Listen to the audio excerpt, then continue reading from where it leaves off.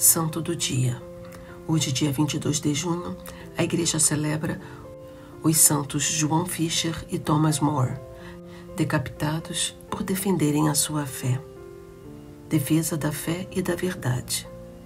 Em 1935, Pio XI canonizou João Fisher e Thomas More no mesmo dia.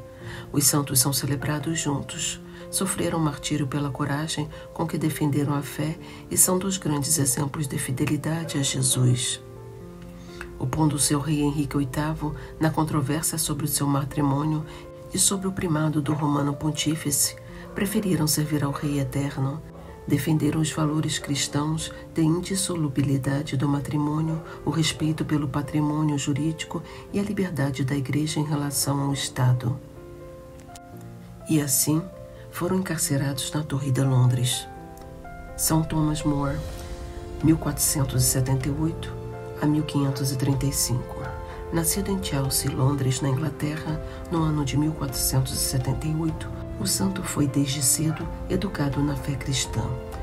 Logo cedo, a sua inteligência brilhante o fez ser notado e ele foi enviado à Universidade de Oxford, onde com 22 anos já era doutor e professor em Direito.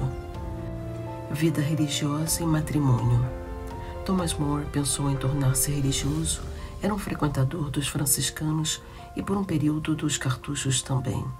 Porém, sentiu que não era esse o seu caminho e trilhou a vocação matrimonial com grande entrega, presença e devoção aos seus.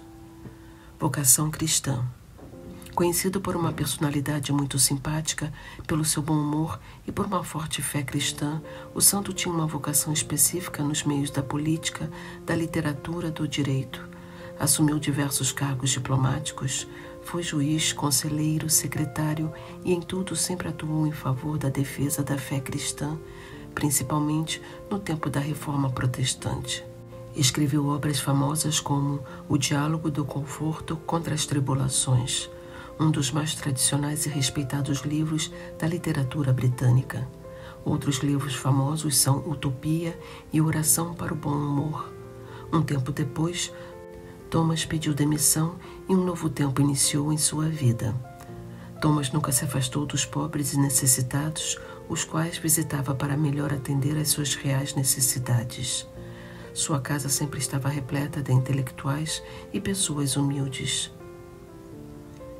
São João Fisher, bispo de Rochester, 1469 a 1535. Nascido em Beverley, na cidade de Yorkshire, na Inglaterra, no ano de 1469. Órfão de pai, ainda pequeno, aos 14 anos, era um aluno brilhante de inteligência extraordinária. Ingressou na famosa Universidade de Cambridge, onde recebeu o diploma de teologia e foi ordenado sacerdote. Sacerdócio e bispado. Tornou-se confessor e capelão pessoal da condessa Margarida Beaufort, futura avó de Henrique VIII. Atuou como vice-chanceler e chanceler em obras de estudos das línguas da Bíblia para aprofundamento nas Escrituras.